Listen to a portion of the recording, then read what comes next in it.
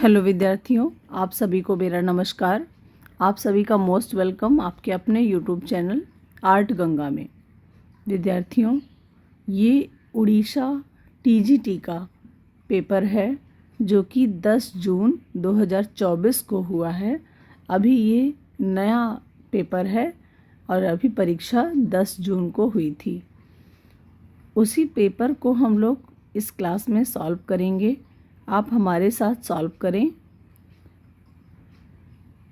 पहला प्रश्न है, राजा रवि वर्मा भारत के किस राज्य से संबंधित थे?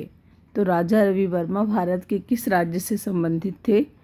ऑप्शन है तमिलनाडु, केरल, गुजरात, उत्तर प्रदेश। तो केरल से संबंधित थे। बहुत अच्छा प्रश्न है। दूसरा प्रश्न है, दारा शिकोह का विवाह चित्र हाजी मदनी ने बनाया था, सभी को पता है। किस वर्ष चित्रित किया गया है? अब इसमें वर्ष पूछा गया है, तो 1740 में चित्रित किया गया है। क्वेश्चन नंबर 3, गुप्त काल के जैन तीर्थंकर की पहचान करें जिन्हें 7 सिर वाले कोबरा ने आश्रय दिया था। मतलब इनका प्रतीक चिन्ह सर्प किसका प्रतीक चिन्ह है? तो पार्श्वनाथ का है। क्वेश्चन नंबर 4, पहाड़ी लघु चित्रों की विशेषता क्या है?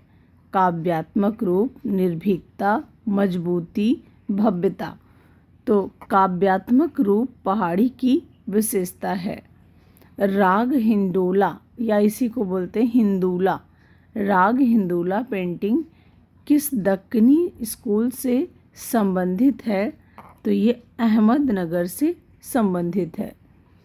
क्वेश्चन नंबर 6, रविंद्रनाथ टैगोर ने अपनी कलात्मक यात्रा यहीं से शुरू की थी। कब से? 60 के दशक की शुरुआत। क्वेश्चन नंबर 7, नई दिल्ली में भारतीय रिजर्व बैंक के प्रवेश द्वार पर स्थापित यक्ष और यक्षी की मूर्तिकार कौन हैं? तो राम किंकर बैज हैं।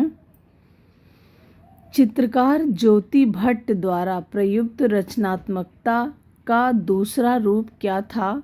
फोटोग्राफी था। मोहनजोदड़ो की माँ देवी की टेराकोटा मूर्ति क्या दर्शाती है? ज्ञान की देवी, उर्वरता की देवी, सौंदर्य की देवी या युद्ध की देवी? तो उर्वरता की देवी प्रकृति को दर्शाती है। क्वेश्चन नंबर 10, अमरनाथ सहगल की मूर्ति क्राइज अनहर्ट पर किस प्रकार की अभिव्यक्ति देखी जा सकती है? तो क्राइज अनहर्ट पर किस प्रकार की अभिव्यक्ति, मतलब चित्र में क्या दिख रहा है, मूर्ति में क्या दिख रहा है? तो पीड़ा दिख रही है। प्रश्न नंबर 11, प्रसिद्ध चोल कांस्य नटराज किस देवता का प्रतिनिधित्व करते हैं? भगवान शिव का प्रतिनिधित्व करते हैं। क्वेश्चन नंबर 12, लघु पेंटिंग कृष्ण झूले पर का प्रारूप क्या था? मतलब लघु पेंटिंग जो कृष्ण झूले पर बनी है वह कैसे कागज पे बनी है? लंबाकार है, स्क्रॉल है, क्षैतिज है या लंबवत है? तो यह पेंटिंग लंबवत है। बहुत से स्टूडेंट इसमें स्क्रॉल लगा देंगे।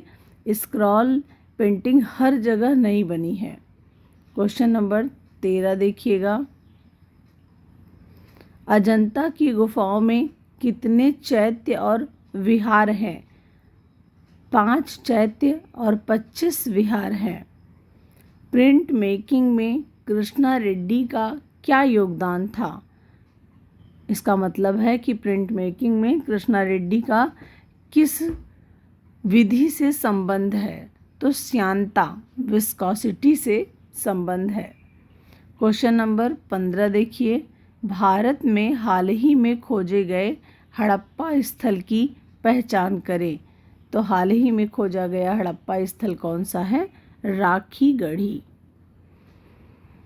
क्वेश्चन नंबर 16 देखिए, तक्षशिला की गांधार शैली बोधिसत्व हेड किस काल से संबंधित है?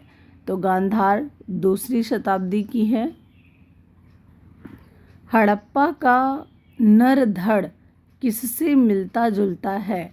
किसान से, राजा से, संगीतज्ञ से या महायाजक से? तो ये एक महायाजक की मूर्ति है और राजा वाला जो है वह मोहनजोदड़ो का पुजारी या राजा या प्राइस्ट किंग। कैलाश पर्वत को हिलाने वाले रावण किस गुफा में खुदा हुआ है? तो एलोरा में है।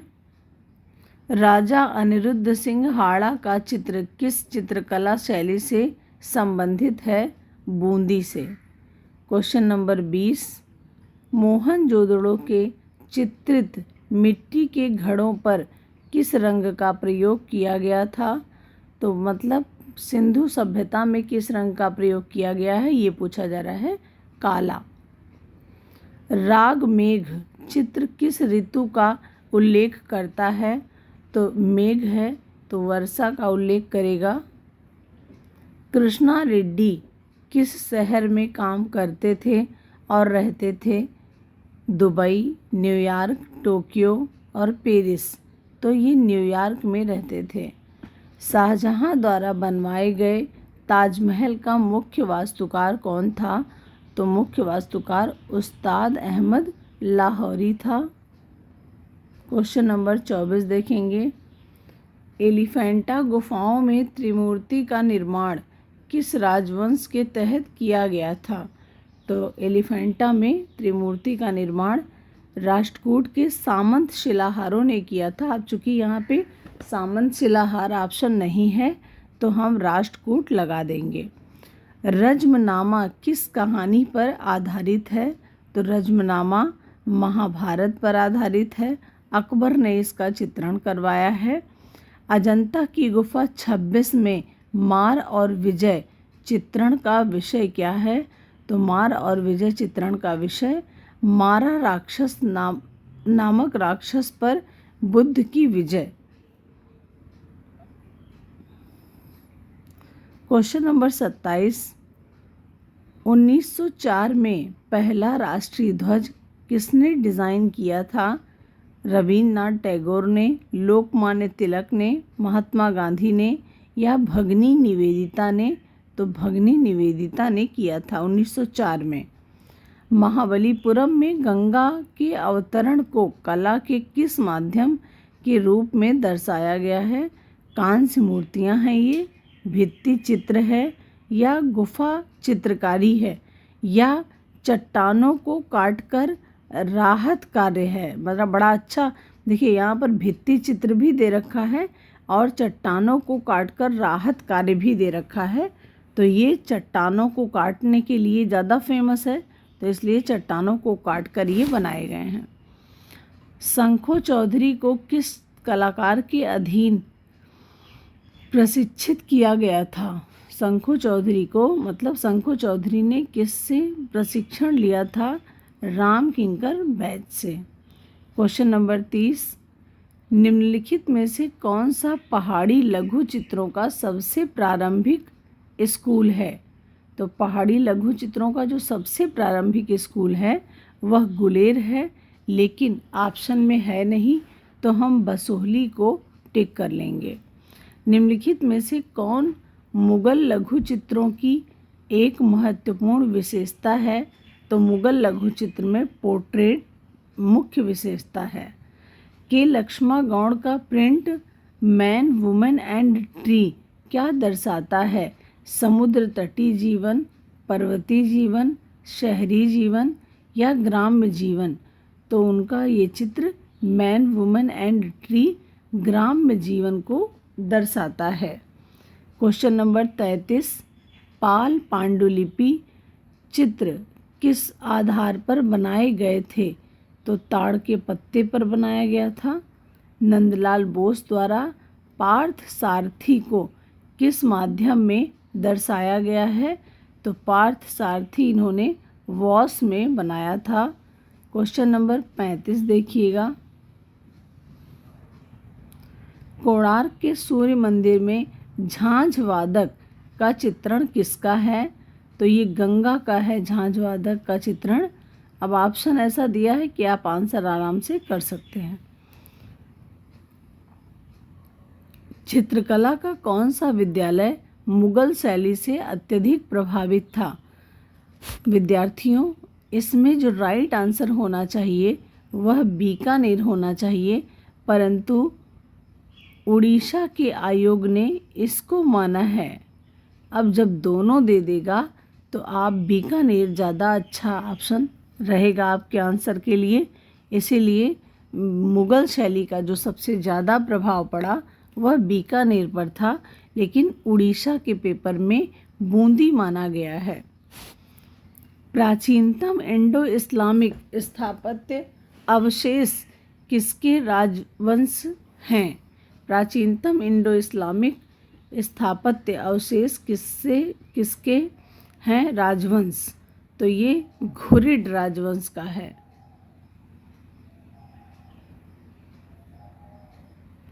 क्वेश्चन नंबर 38, यामिनी रंजन राय की पेंटिंग मदर एंड चाइल्ड किस पहलू के लिए विख्यात है?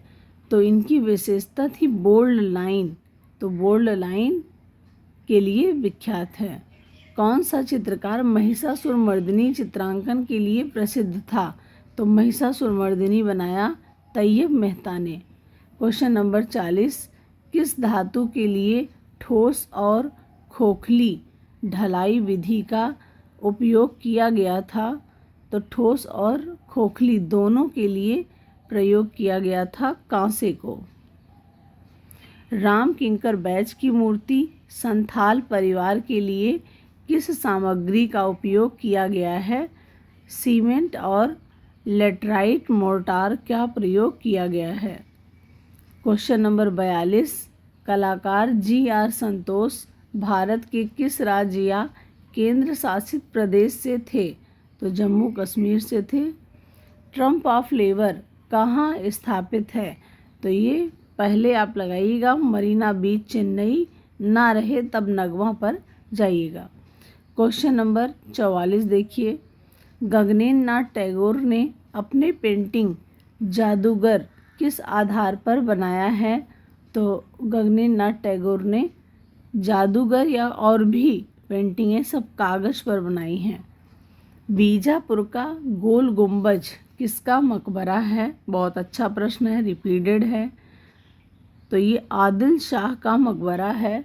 विद्यार्थियों, हम आपसे एक बात कहना चाहेंगे कि मैं आपको बार बार ये सजेस्ट करती हूँ कि आप लोग इम्पॉर्टेंट चीज़ों को ज़्यादा पढ़ें, इम्पॉर्टेंट पर ज़्यादा फोकस करें, और आप देख पा रहे होंगे कि जो इम्पॉर्टेंट बताया गया है वहीं से प्रश्न आया है।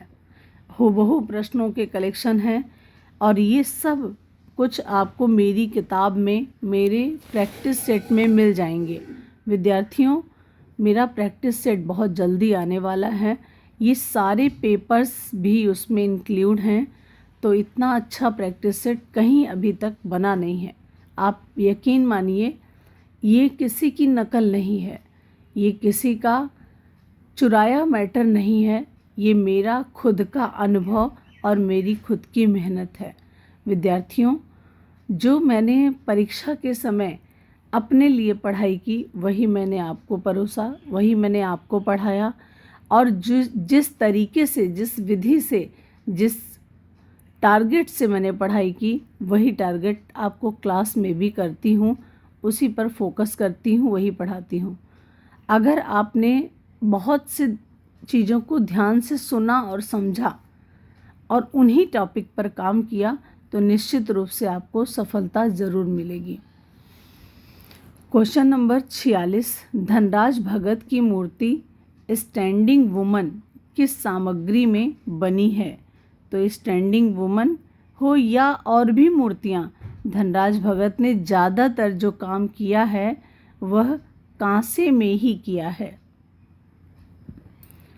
क्वेश्चन नंबर 47, के हैबर ने किस कला संस्थान में अध्ययन किया था?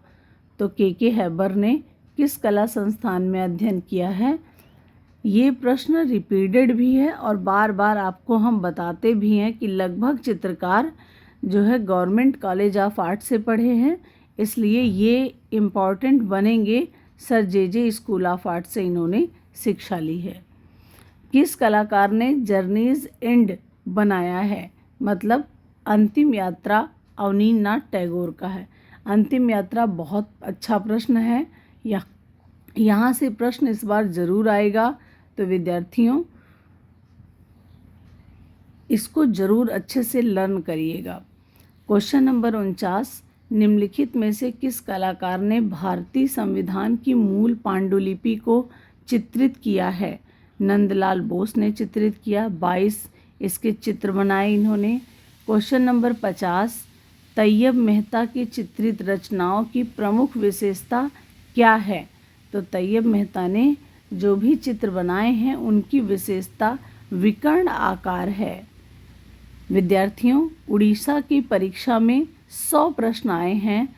हम आपको इस क्लास में 50 प्रश्नों को कंप्लीट करा रहे हैं। आगे की वीडियो आपको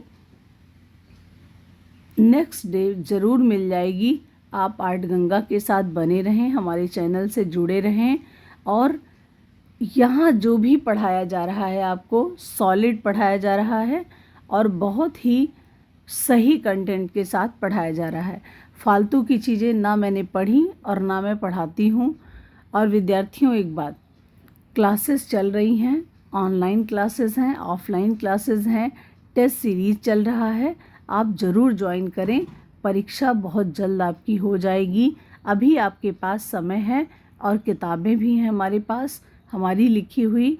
तो विद्यार्थियों, आप आर्ट गंगा से ज़रूर जुड़ें और आपको कोई भी जानकारी प्राप्त करनी है तो आप 8545004467 इस नंबर पे आप संपर्क कर सकते हैं और आप कला से संबंधित, पेपर से संबंधित, मैटर से संबंधित, क्लासेस से संबंधित आप जानकारी यहाँ पर ले सकते हैं। हमारी ऑफलाइन ऑनलाइन क्लासेस हैं अवेलेबल, आप ज़रूर ज्वाइन करें। धन्यवाद विद्यार्थियों, ऐसे पढ़ते रहें, आगे बढ़ते रहें। इन्हीं शुभकामनाओं के साथ हम आपको अपने नेक्स्ट वीडियो में मिलेंगे। नमस्कार।